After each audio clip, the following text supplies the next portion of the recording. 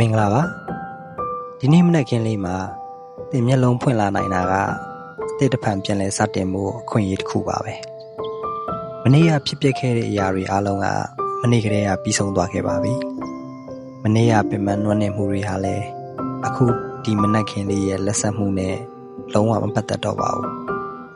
ဒီမနက်ခင်းလေးမှာသင်နိုးနိုးကြွကြွနဲ့ပြန်လဲစတင်နိုင်ပါပြီအခုကိုယ့်ရဲ့အသက်ရှူနေမှုကိုဖြည်းဖြည်းချင်းသတိပြုကြည့်ပါလေးလေးတွေကစုပ်ထဲကိုဝင်လာတယ်ပြီးတော့နွေ့နွေ့ထွေ့ထွေ့နဲ့ပြန်ထွက်သွားတာကိုခံစားပါဘာလို့မှအတင်းပြစ်စင်နေစရာမလိုပါဘူးသင်ရဲ့ခန္ဓာကိုယ်လေးကသူ့တဘာဝအတိုင်းလေးပဲသူအေးချမ်းစွာလှုပ်လှုပ်နေပါတယ်ဒီနေ့တနေ့တာအတွက်သင်ကိုဖြည်းဖြည်းချင်းပြန်လဲနိုးကြအသက်ဝင်လာစေပါလိမ့်မယ်အခုလေးထီရေတွက်ပြီးတော့လေကိုဝဝလင်းလင်းရှုသွင်းမယ်နောက်ပြီးတော့၄စက္ကန့်လောက်ခဏအောင်ထားပါမယ်ခဏနေကြရင်လေးထီရေတွက်ပြီးတော့ဖြည်းဖြည်းချင်းပါးစပ်ကနေပြန်ထုတ်မယ်အဲ့ဒီလေလွတ်အတိုင်းပဲ၄စက္ကန့်ခဏဆိုင်ထားပါမယ်အဲ့လိုဆိုရင်ကျွန်တော်တို့စတင်ရအောင်ဝင်လေကိုရှုသွင်းပါ1 2 3 4ဒီတိုင်းလေးအောင်တာပါ1 3 4လေးထီရေတွက်ပြီးဖြည်းဖြည်းချင်းပြန်ထုတ်ပါမယ်1 3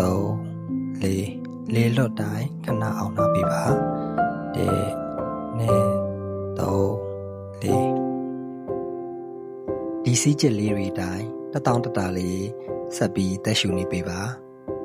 ရှုသွင်းလိုက်တိုင်းဒီနေ့အတွက်ခွန်အားအသစ်တွေကိုယ်ထဲကိုဝင်လာသလိုမျိုးခံစားပါ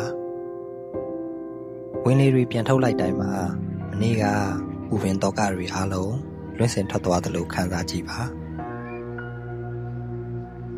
ဒီနေ့မှာသင်အရာအားလုံးကိုပြည့်စုံနေအောင်လုပ်ပြဖို့မလိုပါဘူး